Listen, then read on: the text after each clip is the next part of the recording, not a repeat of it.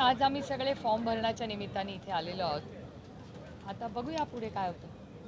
एक अशी चर्चा आहे की पवार साहेबांना काँग्रेसने पाठिंबा दिला, मात्र राष्ट्रवादीचं विलीनीकरण होणार नाही असं ठाकरे आणि काँग्रेसने दोघांनी अटी शर्ती घातल्या होत्या अशी माहिती आहे। मला बऱ्याच माहिती असतात, अनेक वेळा ज्या मलाही माहिती नसतात त्याही तुम्हाला माहिती असतात।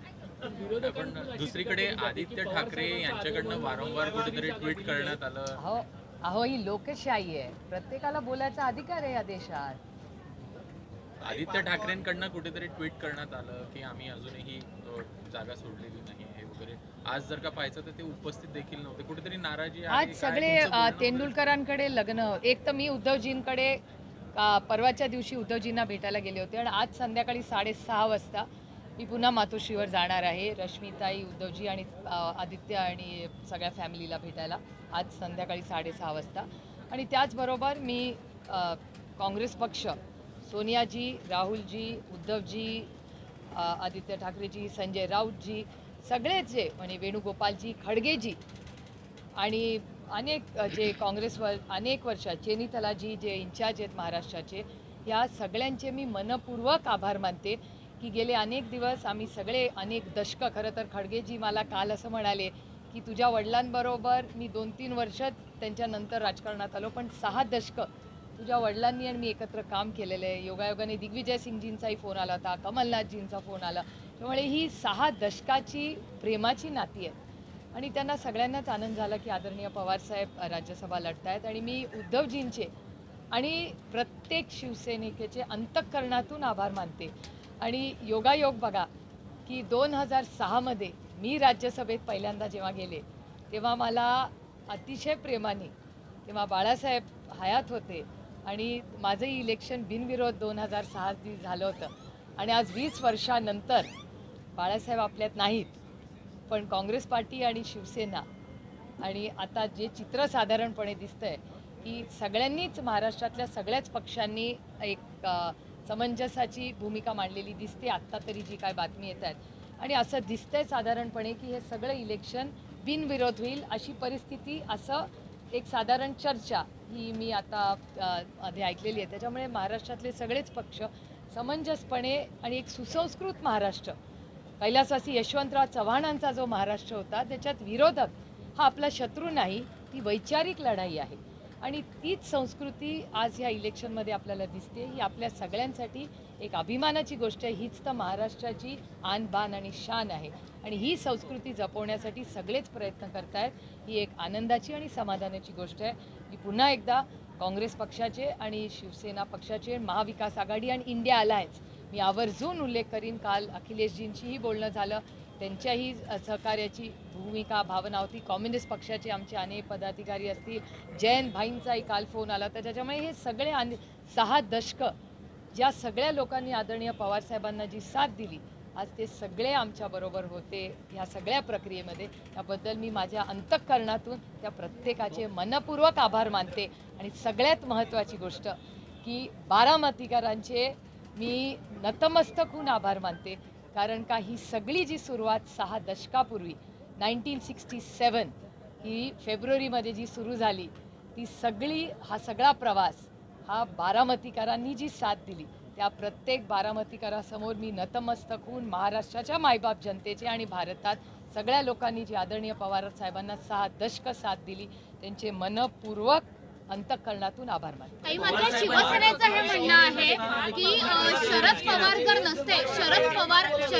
जर नसते तर आणि त्याचा ऐवजी जर दुसरा चेहरा असता पवारांच्या ऐवजी, तर मात्र शिवसेनेने नक्की उमेदवार दिला असता आणि आमचेच उमेदवार जिंकून आले असते असं शिवसेना म्हणते। ही लोकशाही हो, लोकशाहीमध्ये प्रत्येकाला बोलायचा अधिकार आहे ना। आम्ही लोकशाहीवर प्रेम करणारे लोक आणि मी नेहमी चव्हाण साहेबांच्या विचारात काम करणारी एक कार्यकर्ती आहे। त्याच्यामुळे एका सशक्त लोकशाहीमध्ये भारतरत्न डॉक्टर बाबासाहेब आंबेडकरांच्या संविधानात आपल्याला तो अधिकार दिला आहे। आणि त्याच्यात कैलासवासी यशवंतराव चव्हाण साहेब नेहमी म्हणायचे की मतभेद हे असलेच पाहिजेत, मनभेद असता कामा नये। त्याच्यामुळे मतभेद भांड्याला भांडा थोडं लागलंच पाहिजे हो, नाहीतर तुमचं पण चॅनल कसं चालणार, 24 तास कसं चालवणार। पवार साहेबांची परिस्थिती अस्वस्थ असताना देखील तुम्ही कन्व्हिन्स कसं केलं त्यांना? पवारांची प्रदीर्घ अशी कारकीर्द असताना पार्थ पवार सुद्धा पवार कुटुंबियातील एक सदस्य म्हणून आपली राजकीय सुरुवात नव्यानं करताना पाहायला मिळतात। राज्यसभेवरती ते देखील बिनविरोध जाणार आहे. माझ्या आज निवडून आलेल्या, आता बिनविरोध झालेल्या प्रत्येक उमेदवार जे आज राज्यसभेत जात आहेत त्यांना मनापासून शुभेच्छा आहेत.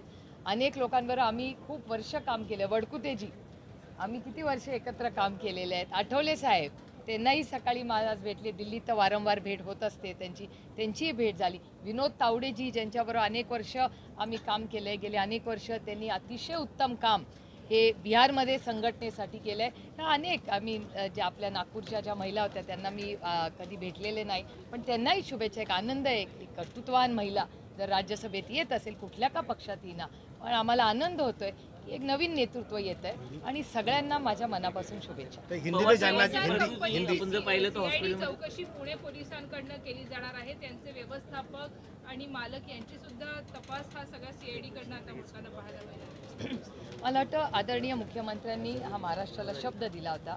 वारंवार रोहितकडूनही ती मागणी होते, जयकडूनही ती मागणी झालेली. तुम्ही सगळ्यांनी सोशल मीडियाच्या प्लॅटफॉर्म तुमच्या चॅनलवरही लावली आणि महाराष्ट्रावर अजितदादावर प्रेम करणारी जी तमाम जनता आहे ती कोण त्यांचे आणि दादावर प्रेम करणारे जी लोक आहेत ती महाराष्ट्रातली सगळीच अस्वस्थ आहेत. आणि ती जी भावना आहे त्या म्हणजे तुम्ही जर सोशल मीडिया बघितला, लोकांना भेटला, तर कुठेतरी अस्वस्थता आहे. आणि सगळ्यांची एवढीच मागणी आहे की एक पारदर्शक इन्क्वायरी व्हावी, ही मागणी आहे. आणि त्याच्यात म्हणजे रोहितजी सातत्याने ती मागणी करतोय.